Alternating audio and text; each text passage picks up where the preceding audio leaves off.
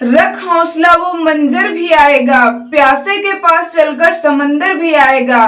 थककर न बैठ ए मंजिल के मुसाफिर, थककर न बैठ ए मंजिल के मुसाफिर, मंजिल भी मिलेगी और मिलने का मजा भी आएगा।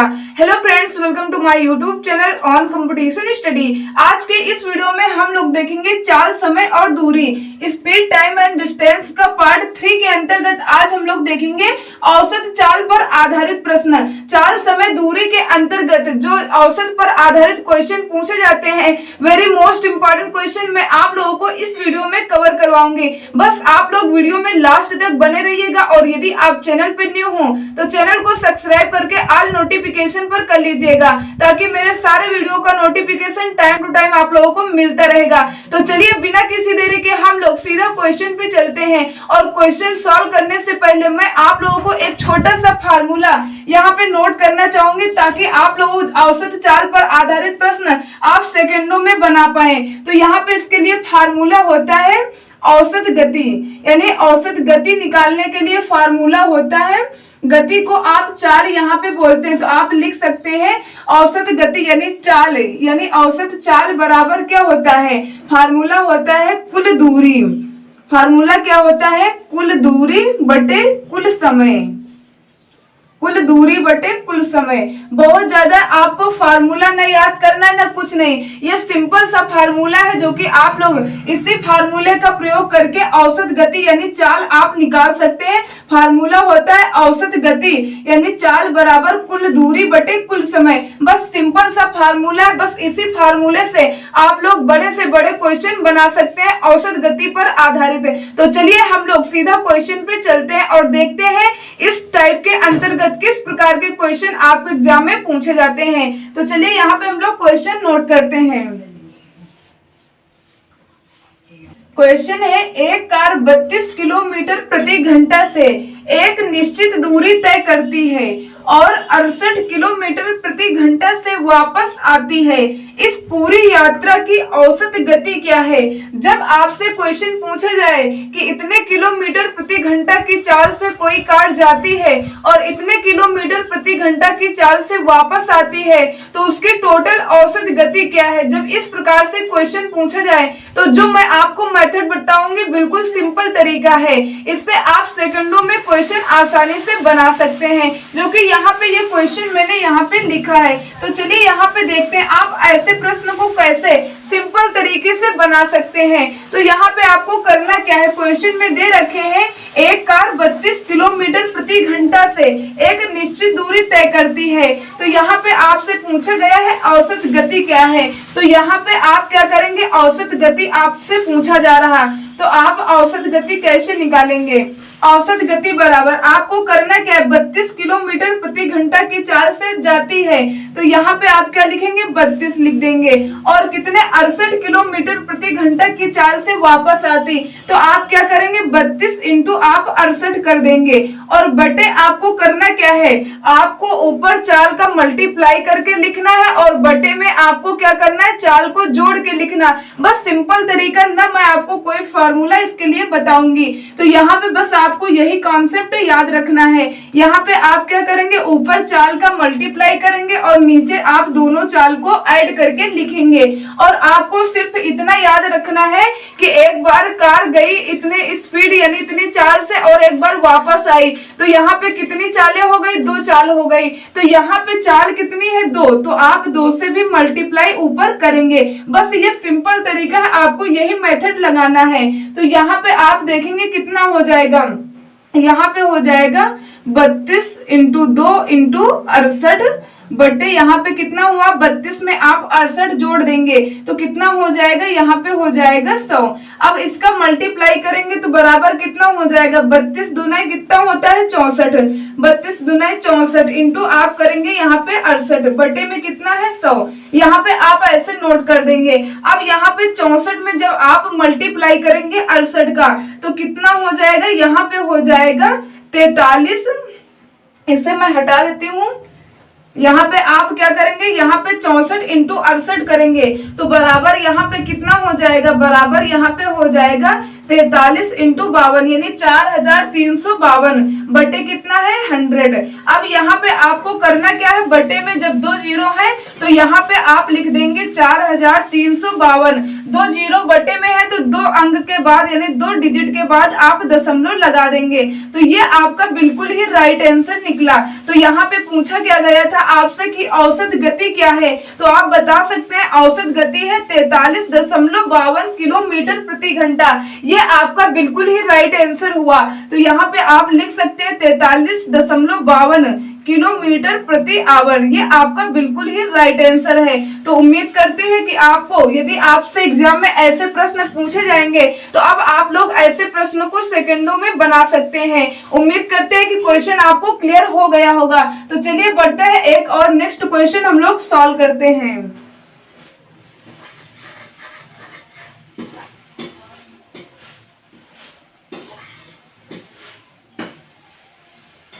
क्वेश्चन है, एक मोटर कार एक निश्चित दूरी की यात्रा 60 किलोमीटर प्रति घंटा की गति से तय करती है और वह वापसी यात्रा 40 किलोमीटर प्रति घंटा की गति से तय करती है।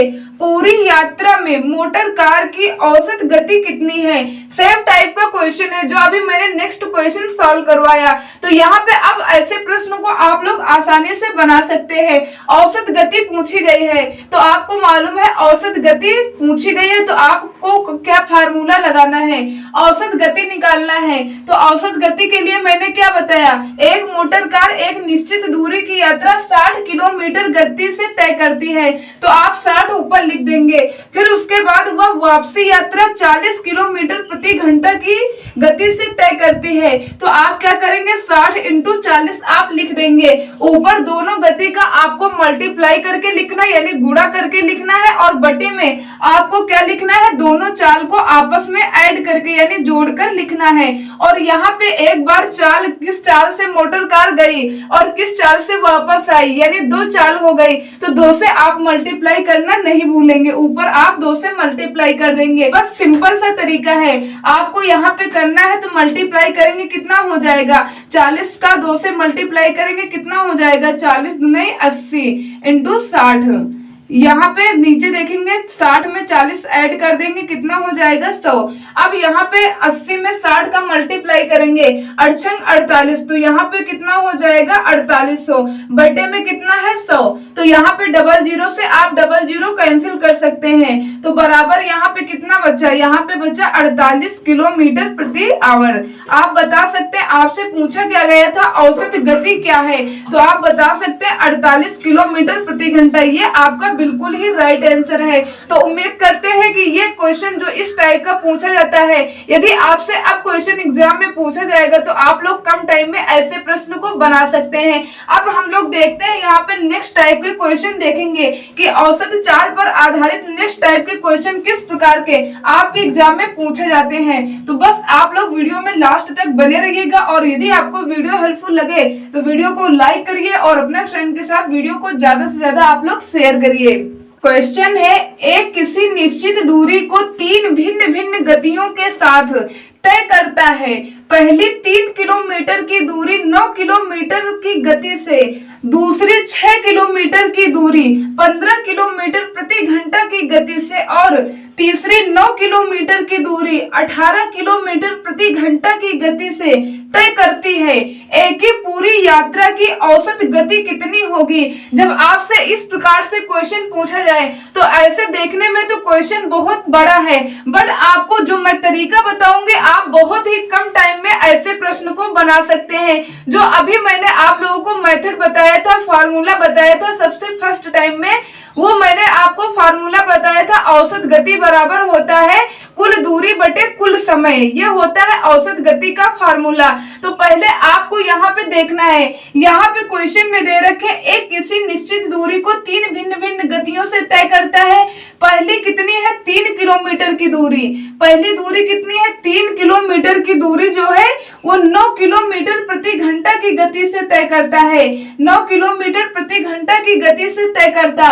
और दूसरी जो कितनी दूरी है, दूसरी है 6 किलोमीटर की दूरी जो जो है 15 किलोमीटर प्रति घंटा की गति से तय करता है। तो आप इस प्रकार से पहले लिख लेंगे। और तीसरी दूरी कितनी है? तीसरी है 9 किलोमीटर दूरी।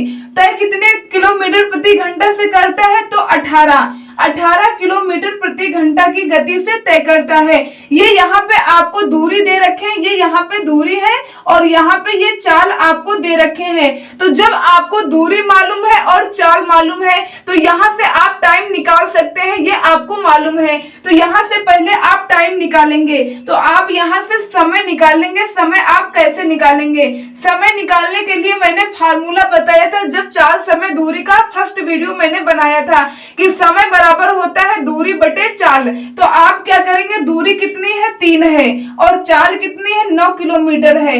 दूसरी दूरी कितनी है? 6 है और उसकी चाल कितनी है? 15। तीसरी दूरी है 9 और चाल कितनी है? 18। यहाँ से आप टाइम निकाल सकते हैं। जो कैंसिल होने वाला है आप कैंसिल भी कर सकते हैं। तो यहाँ पे देखें 3 के 3, 3 को 9, 1/3 हो गया। अब यहाँ पे देखें 3 दूनी 6, 3 5 15, तो 2/5 आप लिख सकते हैं। यहाँ पे देखें 9 के 9, 9 दूनी 18, तो 1/, यहाँ पे 2। तो यहाँ से आप समय निकाल सकते हैं।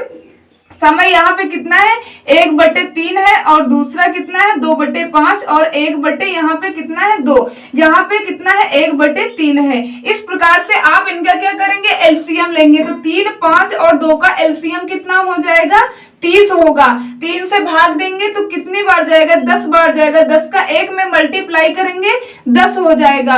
5 से भाग देंगे, 5 6 के 30, 6 का मल्टीप्लाई 2 में करेंगे, 6 दूना 12, प्लस 2 से भाग देंगे कितना हो जाएगा? 15।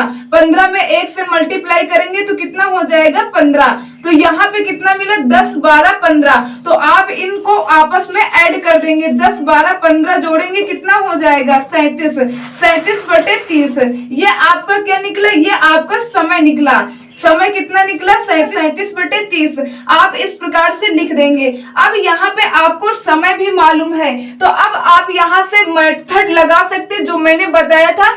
औसत गति बराबर होता है यानी कुल दूरी बटे कुल समय। तो यहाँ से आपको समय मालूम हो गया तो आप यहाँ पे फार्मूला लगा सकते हैं औसत गति। औसत गति बराबर फार्मूला क्या होता है? कुल दूरी बटे कुल समय। तो कुल दूरी की बात करें तो यहाँ पे ये टोटल जो दूरी लिखी आप इसे ऐड कर देंगे तो टोटल यहाँ पे दूरी कितनी है? 3 है, 6 है और कितनी है? 9 है। ये यहाँ पे औसत गति बराबर कुल दूरी बटे कुल समय।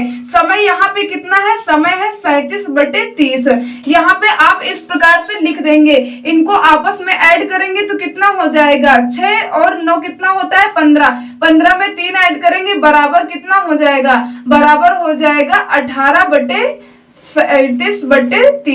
इस प्रकार से हुआ। तो आप यहाँ पे इसे ऐसे लिख सकते हैं 18, ये 30 जो है ऊपर मल्टीप्लाई हो जाएगा 18 × 30/37। इस प्रकार से आप लिख सकते हैं। अब मल्टीप्लाई आप करेंगे 18 का 30 में तो 18 दूने 36, 18 3 कितना होता है? 54 यानी 540/37 किलोमीटर प्रति घंटा।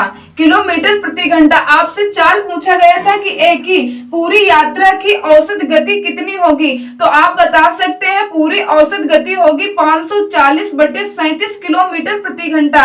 ये आपका बिल्कुल ही राइट आंसर है। तो उम्मीद करते हैं कि जब भी आपसे इस प्रकार का क्वेश्चन पूछा जाएगा तो आपको यही मेथड लगाना है। पहले आप यहाँ पे टाइम निकालेंगे क्योंकि जब आप टाइम मालूम कर लेंगे तभी आप औसत गति निकाल सकते हैं। औसत गति निकालने के लिए आपको कुल दूरी और समय ये मालूम होना बहुत जरूरी है, तब आप औसत गति निकाल सकते हैं। तो उम्मीद करते हैं कि ये क्वेश्चन आपको क्लियर हो गया होगा। तो यहाँ पे मैं साइड हो रहा हूँ, जो लोग चाहे तो स्क्रीनशॉट भी ले सकते हैं और आप लोग आसानी से ऐसे प्रश्न को बना सकते हैं। चलिए मैं इसे हटाती हूँ और एक नेक्स्ट हम लोग क्वेश्चन सॉल्व करते हैं।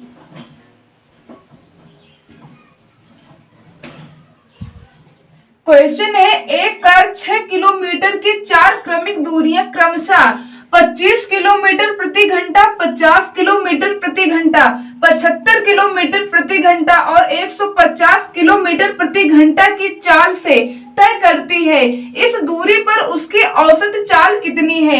अब यहाँ पे 4 क्रमिक दूरियां आपको दे रखी हैं, तो इससे आपको कोई भी मतलब नहीं है, आपको मेथड वही लगाना है। तो आपको करना क्या है, यहाँ पे आपको दे रखे हैं कि एक कार 6 किलोमीटर की 4 क्रमिक दूरियों की चाल से चलती है। तो यहाँ पे आप क्या करेंगे, जब आपको दूरी भी मालूम है और चाल भी मालूम है, तो सबसे पहला काम आपको करना है, आप समय ज्ञात करेंगे। समय आप ज्ञात करेंगे। समय ज्ञात करने के लिए आपको मेथड मालूम है कि दूरी बटे क्या होता है, दूरी बटे चाल। इस फार्मूले से आप पहले समय ज्ञात करेंगे।